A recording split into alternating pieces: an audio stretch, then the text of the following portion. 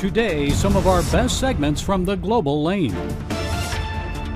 Israeli families are anxiously awaiting the return of the remaining hostages. I recently spoke with Pastor Andrew Brunson, who spent 2 years in a Turkish prison before his release in 2018. He wrote about his experience in the book God's Hostage. What are your thoughts when you see these hostage families and you see the hostage release? And what would you like to see happen there? When I see the reunions, it really moves me because I remember just the desperation, the desperate longing I had for freedom and to be with my family. And so then I see these people coming together after not knowing if they'll ever see each other again. And I know what they're feeling. Now, I also remember what broke me, because I did break in my imprisonment, and then God rebuilt me in my second year. But it's the uncertainty, not knowing what's going to happen, if I would ever be released, the fear, which is very overwhelming, and also isolation. And I think those are the same things that many of them are experiencing. And I think especially uncertainty was devouring me. And it's very difficult to deal with not knowing what's going to happen, if you will ever get out, if you'll ever see your loved ones again, or if you'll die in that situation. And that's what really tests the heart, I think. I think last time we met, you talked about feeling distant from God. I felt abandoned by God. During those 2 years, I lost a sense of God's presence. And I think that was part of the testing that God was allowing me to go through, is what will I do when the feelings of love for God are under pressure? And it's no longer emotions. It's much easier to feel good about God when I'm experiencing His love.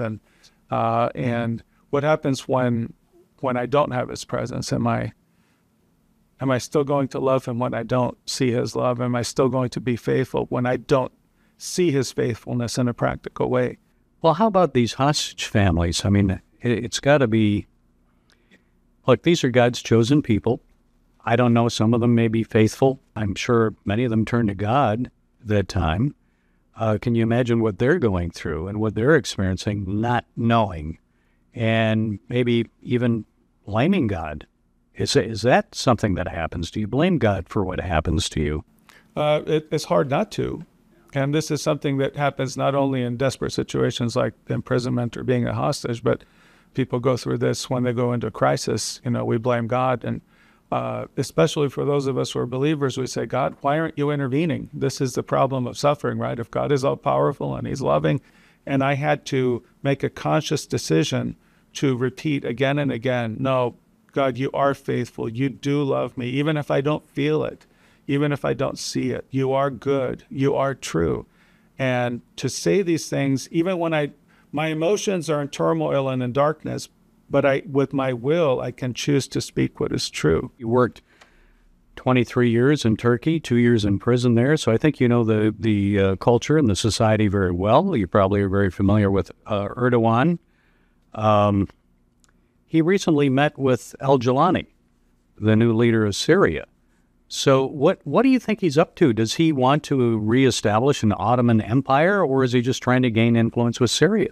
Well, I don't know that they can reestablish the Ottoman Empire, but certainly there is going to be influence. And I think we're going to see in the next years, especially with some decline in the U.S., just the geopolitical situation is going to change. And I think you'll see regional powers that are going to begin to exert themselves more. And Turkey is a regional power. It ruled the Middle East, North Africa, and the Balkans not so long ago. And so I think that remains there. They're starting to spread their influence into areas where they ruled before. And then recently we saw King Abdullah of Jordan welcoming al-Jilani to Jordan. So what's going on here? Are we seeing a new alliance maybe of Jordan, Syria, and Turkey against Israel or against Iran?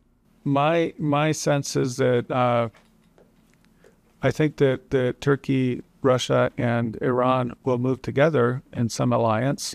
I know that's counterintuitive. They generally have not been friends before. I had a dream about this in prison that was from God. I have very few dreams from God, but this was one. And I saw them moving in a dark alliance. This was in 2016, before they started to move together. And then it started to happen. And so I think there are spiritual ties there. So I don't know what will happen with Jordan. They're going to be under tremendous pressure right now. But I think there is an alliance that will continue in a darker direction, and that will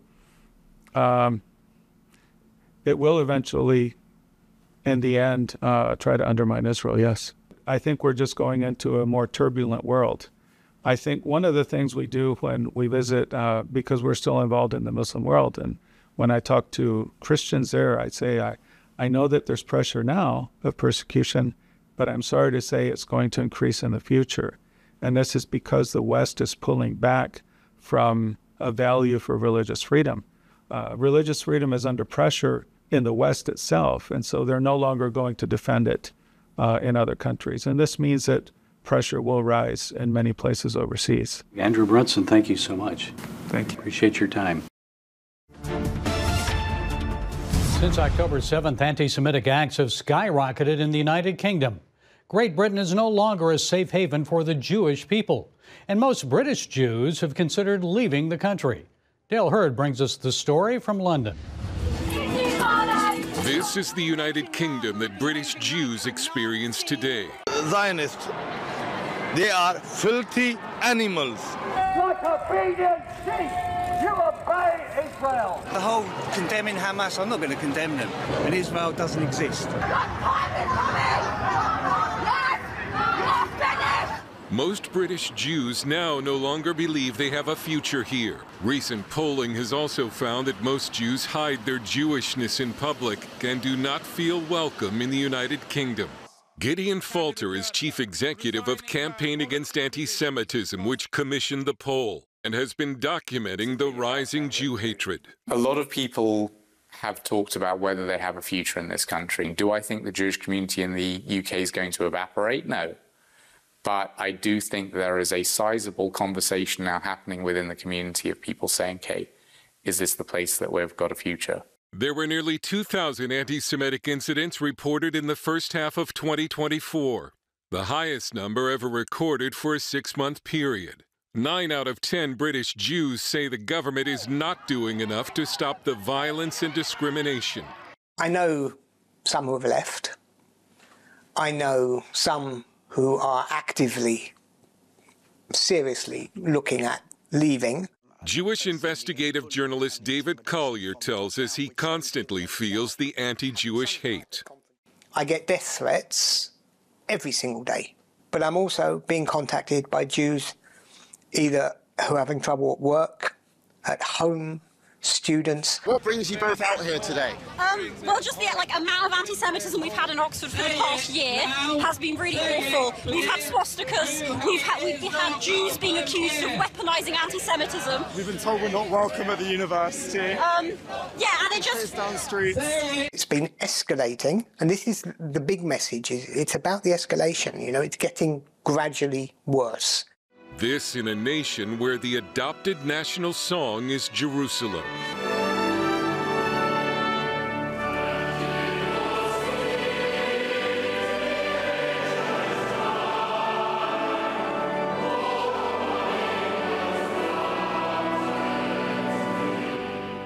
In the song Jerusalem, the British sing, "We will not cease till we have built Jerusalem in England's green and pleasant land."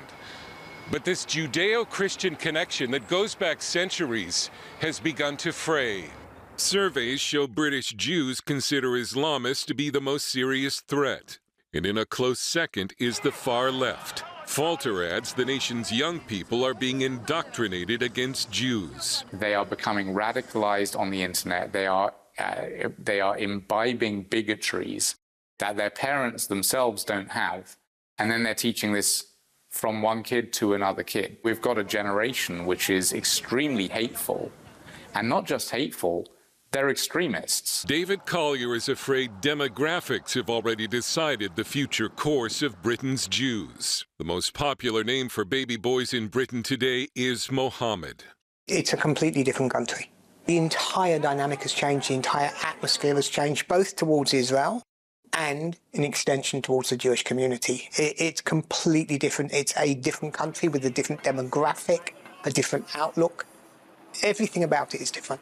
You're talking to these Jewish people, and you know that things are only going to get worse for them, not better. There's no way back for the United Kingdom from this point. Dale joins us with more. Dale, during his speech in Munich, Germany, U.S. Vice President J.D. Vance said nothing is more urgent than mass migration. In many European countries, mass migration is at an all-time high. And Vance suggested the recent car-ramming terrorist attack in Munich was a result of unvetted migration. How many times must we suffer these appalling setbacks before we change course and take our shared civilization in a new direction? No voter on this continent went to the ballot box to open the floodgates to millions of unvetted immigrants. So, Dale, you reported extensively on Brexit and European voter concerns about immigration. To what extent has mass migration caused this dramatic rise in anti-Semitism in Britain? It's the number one driver. As I say in the story, the most popular name for baby boys in Britain now is Mohammed. But it's interesting that in the view of Jews who were polled about this, right behind Muslim immigrants is the far left in Britain. They're close behind Muslims as a source of anti-Semitism. And then most disturbing is it's spreading among British young people. And I think young people in a lot of nations, they're spreading lies and conspiracy theories over things like TikTok, and it's become sort of an indoctrination academy online for anti-Semitism. And few of the Munich attendees applauded Vance. Why is that? What don't they understand about mass unvetted immigration? Well, I can give you 3 reasons. The first one is, while Vance was standing up for democratic values, they saw him as fomenting revolution, which in a sense he is. He is telling people what they already suspected, what many of them are already disgusted by. The other reason is virtually none of these elites live near migrants. They're insulated from it completely behind fences.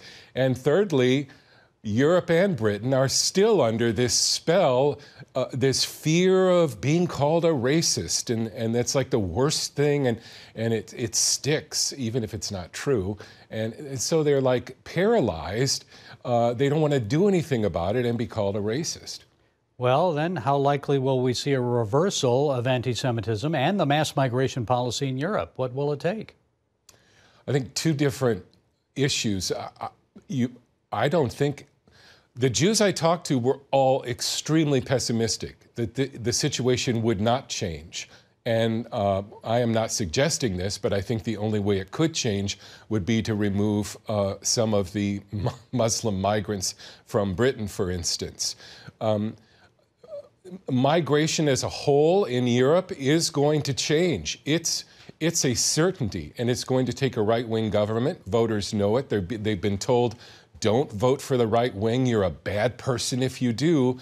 But the center and the left will not address the problem, and that's why right-wing governments are inevitable in Europe.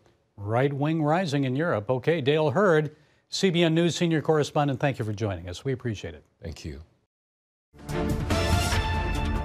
After a federal judge temporarily blocked President Trump's executive order on birthright citizenship, Vice President J.D. Vance asserted that the administration will not back down from the fight. During an appearance on Face the Nation, he argued that birthright citizenship should only apply to lawful permanent residents or legal immigrants who intend to reside in the United States. If you come here on vacation and you have a baby in an American hospital, that baby doesn't become an American citizen. If you're an illegal alien and you come here temporarily, hopefully, your child does not become an American citizen by virtue of just having been born on American soil. Joining us to discuss more on the issue of birthright citizenship and the legal battle ahead is Dr. John Eastman. He's Senior Fellow at the Claremont Institute. Dr. Eastman, it seems that much of the legal debate about citizenship and the 14th Amendment centers around the idea of jurisdiction. In your recent article, you suggested it's more about allegiance than jurisdiction. Explain, please. Well, the drafters of that amendment were asked directly what they meant by subject to the jurisdiction, because there were two ideas that were covered by that phrase. One that was called partial or territorial jurisdiction. If you live within our borders, unless you're a diplomat, then you're obviously subject to our laws while here. And they were asked if that's what they intended, and they specifically said no. It means subject to the complete jurisdiction, owing allegiance, such as exists among citizens, or the Supreme Court would later say for lawful permanent residents who are permanently domiciled in this country, not for temporary visitors, whether they're here legally on a student or tourist or work visa, and certainly not for those who are here illegally without our consent at all. And that was quite clear that that's what they meant, and it remained clear that that's what they meant for 3/4 of a century. Somehow it just kind of worked into our nation's psyche that if you're just born here, that's all that's necessary, and that's never what that amendment said or intended. Well, it was 150 years ago. So what was the original intent then of Congress when the 14th Amendment was proposed? Well, it was very clear. They were codifying the 1866 Civil Rights Act, and that one specifically said, born in the United States and not subject to any foreign power. So if you're visiting here, the word they used was temporary sojourners. If you're a temporary sojourner and you still owe your allegiance to a foreign power, your king or the emperor of China or whatever, then this clause does not give you your children automatic citizenship. They were very clear about that. Now, we didn't have illegal immigration at the time. The question arose in the context of Native Americans who owed allegiance to a different power, their tribes. And the drafters of that language were quite clear. Even though they're born on U.S. soil, they would not be citizens. Supreme Court held as much in an 1884 case called Elk versus Wilkins. So this was the clear understanding, and it remained that understanding. I've not been able to trace exactly when this understanding changed, but it wasn't anything formal. It was either in the late 1930s or maybe as late as the 1960s that government officials started acting as though anybody born here, no matter what, were citizens. What other cases came before the Supreme Court on this issue, and how did they rule? The first case that took up 14th Amendment at all was called the slaughterhouse cases. And there, both the majority justices and the minority justices said quite clearly that the clause was intended to protect, not to give citizenship to the children of diplomats. Everybody agrees on that. And then it said, or the children of foreign nationals, citizens of another nation. And that's what we're talking about. Elk versus Wilkins did the same thing a decade later. Wong Kim Ark is the case often cited for changing the rule that if you're just born on U.S. soil, you're a citizen. But Wong Kim Ark involved parents who were permanently domiciled in the United States. And the court said their children are therefore citizens. It had nothing to say about children of illegal immigrants or children of temporary visitors. That was not at issue. And then we get, but back, people now look at Wong Kim Ark as if it settled the question. It clearly did not. And had it settled the question, 20-some years later, in 1924, Congress passed the Indian Citizenship Act, offering citizenship to every Native American born in the country. That would not have been necessary if the Supreme Court had already settled that question in the Wong Kim Ark case. Well, everyone expects this to eventually work its way up to the Supreme Court, but what are the chances Congress may weigh in on this and propose new legislation? If so, wouldn't that likely be challenged in the courts?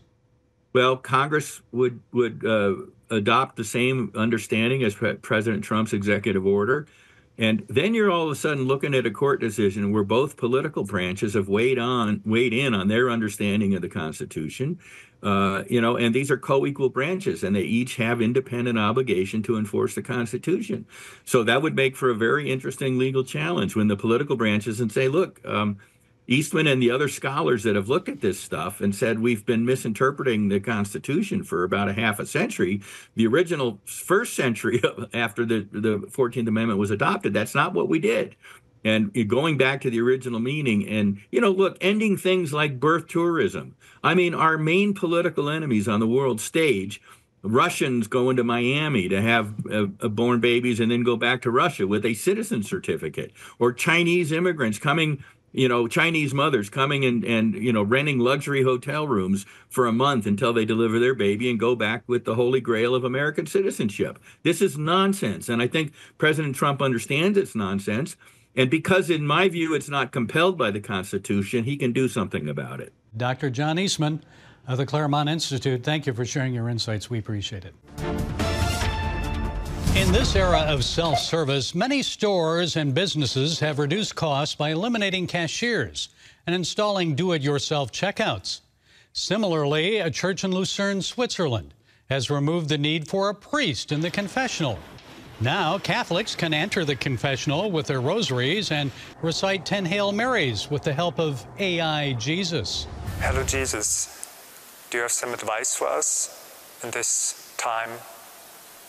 In these challenging times, remember that in the face of adversity, love and faith are your steadfast guides. Just as I calm the stormy seas, so too can peace be found within your heart. Amidst life's tempests, let kindness and compassion steer your course. Folks, do you see where this is headed? Who needs the real God when AI Jesus seems to have all the answers? It's almost like a biblical version of Siri or Alexa. However, the one true God offers us something much better, a personal relationship with Him. AI Jesus is not personal. It merely regurgitates pre-programmed words of Jesus found in the Bible. So what is missing in all of this? The Holy Spirit. You cannot receive His guidance digitally. This only happens through prayer, reading the Bible, seeking Him, and following His direction. Yes, AI Jesus can be a tool used by God to draw people closer to Him. However, let's not depend on this digital image of God created by humans, instead of turning to the one and only God who created humankind. Innocent intentions can easily evolve into idolatry. Remember, only through the blood sacrifice of Jesus do we have the promise of eternal life. AI Jesus cannot provide that. Only God can bring us what we long for: salvation, true love, and peace. Well, that's it today from the Global Lane. Until next time, be blessed.